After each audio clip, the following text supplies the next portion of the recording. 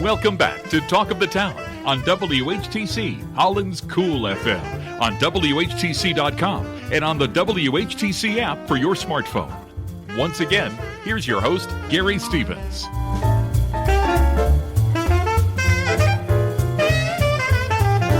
Welcome back to Talk of the Town for this Thursday, August the 6th, and Thursday mornings, the first Thursday of the month at this time. We are always joined, I shouldn't say always, because sometimes he misses it because of professional commitments. We are joined by the Sheriff of Allegan County, Frank Baker. He's on the other end of our Zoom connection from the Sheriff's Office in Allegan. Frank, good morning. Welcome. Good morning, Gary. And if you have a question for the Sheriff or the Under-Sheriff, Mike Larson, who's joining him today, 616-395-1450, 616-395-1450. We'll talk with Under-Sheriff Larson in a few moments because he is involved in emergency management in Allegan County, and August is Emergency Management Awareness Month in the state of Michigan. We'll talk to the Under-Sheriff about that in a few moments, but we always like to chat with the Sheriff on some law enforcement matters. And this morning, in fact, a little more than an hour ago from when we recorded this, the Michigan State Police released the final 2025 traffic crash data. And according to the MSP Criminal Justice Information Center, the number of overall roadway fatalities dropped to just over 1,065 last year. That's a 3% drop from the nearly 1,100 the previous year. Total crashes increased slightly to a little more than 290,000. That's up a half of a percentage point from the nearly 289,000 recorded in 2024. Distracted driving involved fatalities decreased 32%. Drug-involved fatalities decreased 23%. Teen fatalities decreased 21% from last year. But vulnerable roadway users experienced increase in fatalities, up 21%. And your thoughts as Allegan County numbers, I don't know if you have them in front of you, but do you get a sense that people are driving a little bit better? Yes, I do, Gary. I do. And I know we've talked about this in the past, but if you recall back about 5 or 6 years ago, when we were going through COVID and stuff, enforcement was reduced, obviously, because of contact with individuals. And we saw a change in driving behavior at that time. We noticed that people were driving more aggressively. They were speeding more. And at that time, we saw a spike in our fatalities. I think we reached a high of 25 in Allegan County during that time period. And obviously, many years ago, we used to run a considerably higher number of fatalities. But there's been a lot of improvements over the years in vehicles, in roadway safety. You know, we had our seatbelt law that became mandatory. We have airbags now. We have anti-lock brakes. The road engineering has gotten better. We have cable barriers now across the freeways. So a lot of things have occurred, and we reduced traffic fatalities significantly. But we did see a bit of a spike about 5-6 years ago. And since that time, while our numbers have maybe fluctuated slightly up or down each year, overall, though, I would say that the roadways are safer now than what they were a few years ago. I'm going to show, I don't know, maybe it's just me. I've mentioned this in the past, not with you, but I mentioned this last month or so. When we see fatalities, especially with the young, because it was not fatalities, but a serious injury crash was in Ottawa County, where a Jeep flipped over and 2 teenagers who were in the Jeep were thrown out because they weren't buckled up. And maybe it's just me, Frank. I don't know. When I started driving in the mid-'70s, that was when the shoulder harness became popular with the seatbelt. And it got to the point, well, for me at least, it's instinctive. It's instinctive for me to buckle up before I even start the car. And I thought, well, it's instinctive. If it's instinctive for me, it might be instinctive for a lot of people. And yet I see, especially with some kids, they weren't buckled up and they're driving. It's like, I'm sorry, I just can't fathom it. Maybe I'm just weird. I don't know, Frank. No, I know what you're saying, Gary. I know when I was a child, or I shouldn't say a child, but I was a younger individual. My parents were not seatbelt wearers. There wasn't a law that required it at the time. And as a result, once we were old enough to kind of make our own decision about buckling that thing up, I didn't. And made a decision, obviously, many, many years ago to get into law enforcement. And at that time, started wearing a seatbelt. And like you say, now it's just instinctive. You just reach over and grab it and put it on. But, my children grew up, in car seats and always being buckled. And for them, it's when I remember when you get in a car and they would yell, Mom, Dad, put your seatbelt on, as you're just getting in and backing out of the driveway. They were on it. But, and for the most part, I think kids are pretty well conditioned just to put that seatbelt on. But yeah, you're certainly correct. Every now and then we see a tragedy when the young person isn't, and it's a preventable fatality or preventable serious injury, such as, riding in a Jeep or something. I'm not familiar with this crash, but I'm guessing probably, it's open. It's like, if they're not buckled and it overturns, which obviously they're kind of top heavy and can't overturn. Yeah, I mean, they're going to get ejected. And when you're talking about getting ejected out of a moving vehicle, a lot of bad things are going to happen. Yeah. And the reason why I say it's a little bit more instinctive now is because in my parents' day, it was only the lap belt, and it was not very easy to put on. You had to adjust and all that. Now with the shoulder and the lap belt, it's a lot easier to handle. Yeah, I know it sort of rubs against the neck a little bit, but hey, we can. And it's actually more comfortable now than they were back then. With now that they're retractable and then they automatically lock, upon braking hard or in that sudden stop where. Back then, like you say, you had to adjust them, you had to tighten them, and if you needed to lean forward and adjust change the radio channel, it was inconvenient. But now, they've done a lot of engineering to make them so they're a little more comfortable than what they were in the past, and hopefully that promotes the use of them. If you have a question about law enforcement with Allegan County Sheriff Frank Baker or Under Sheriff Mike Larson, 616-395-1450. One more thing I want to touch with you, Sheriff, and then we'll get it to the Under Sheriff about emergency management. I know that normally when we chat in September, you like to it pretty much becomes effective. We chat from the Allegan County Fairgrounds, and of course, the sheriff's office is very much involved with security in that situation. Is right now a good time to chat with the fair officials about maybe some challenges, might be unique challenges for maybe the 26th fair of protecting not only fairgoers, but maybe the acts as well?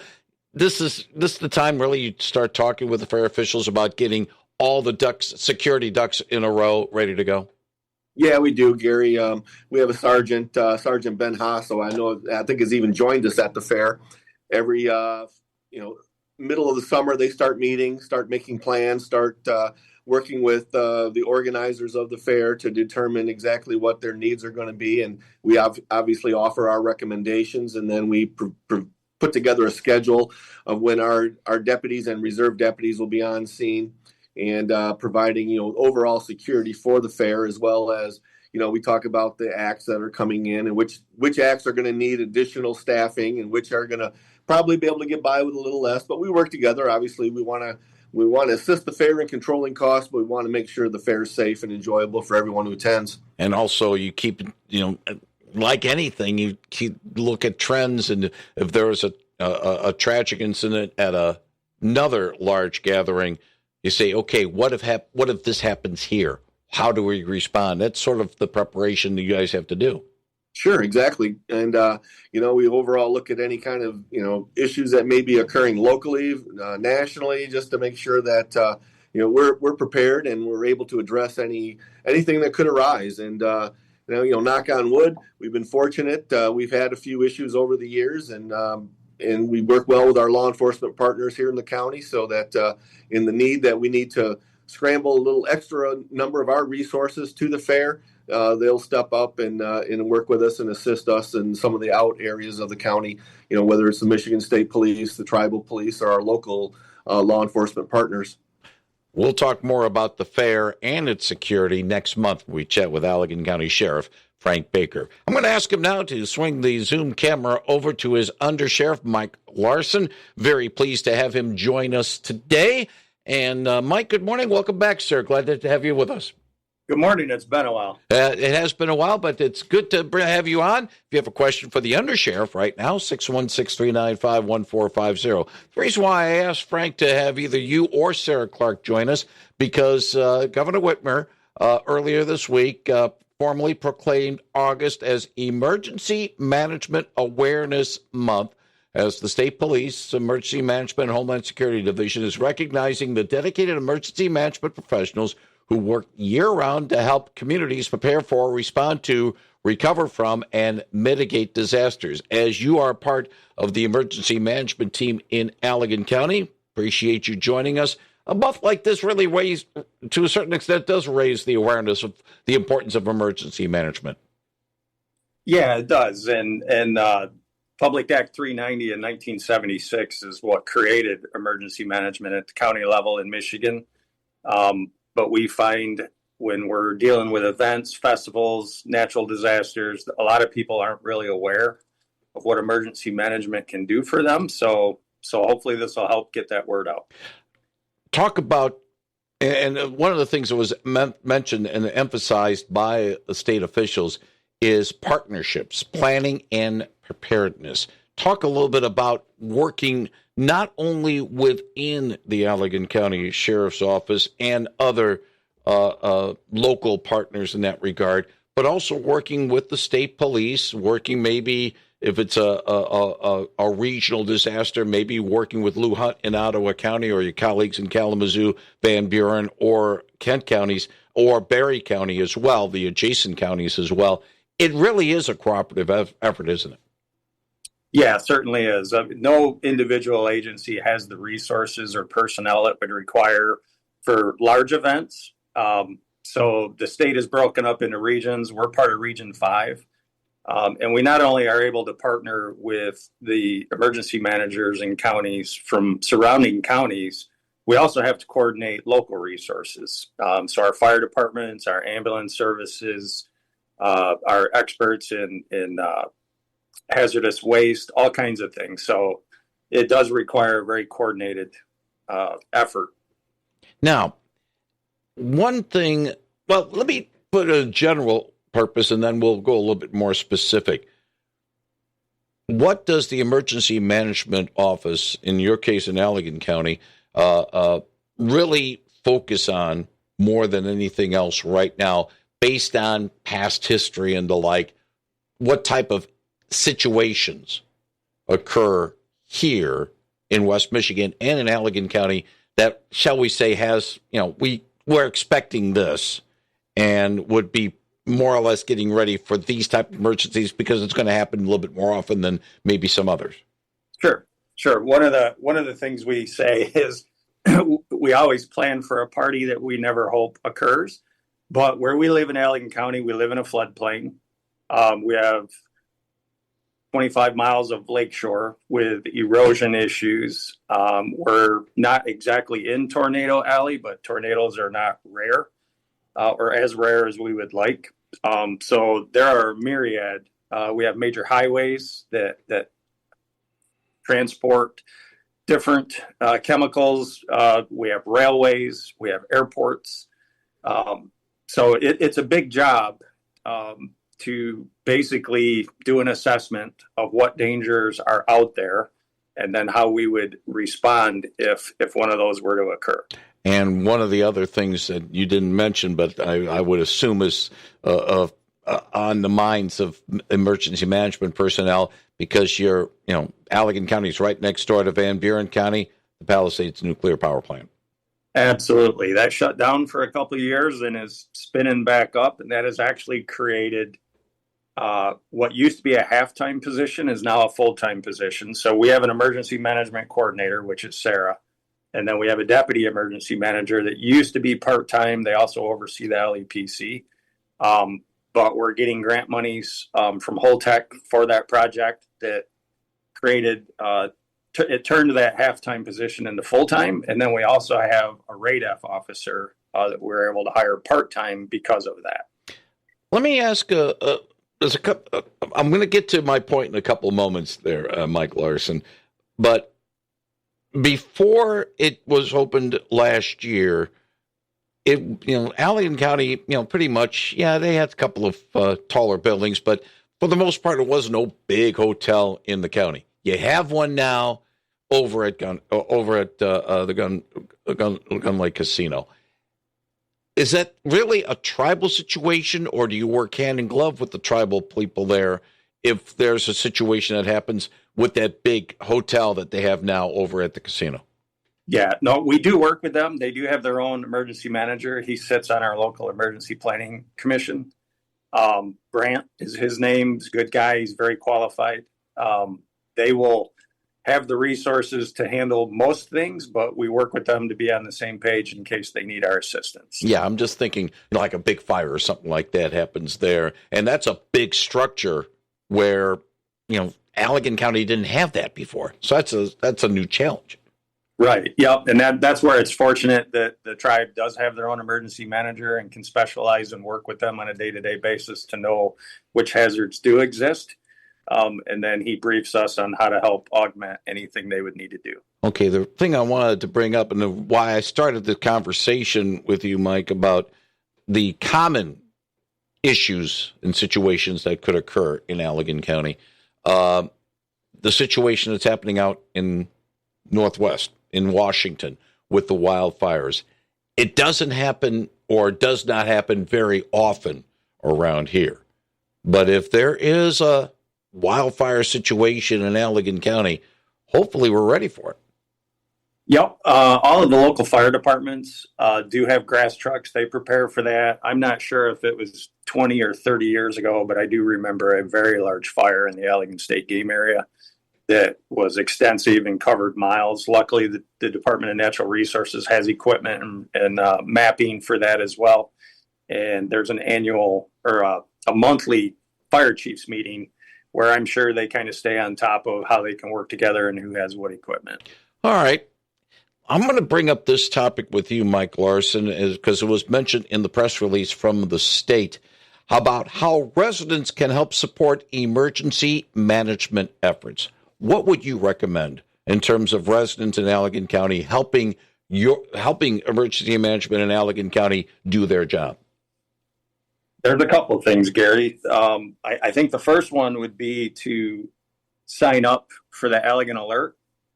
They can go to smart911.com and sign up for alerts, so that helps us when people are aware that a situation is going on, so that they'll know to look for news releases, radio broadcasts, anything that will allow us to help them evade the situation, but it's a lot easier when they're already aware of it. So if they were to sign up for those alerts, that would be very helpful.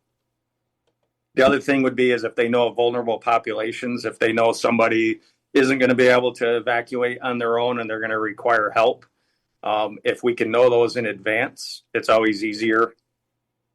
Yeah.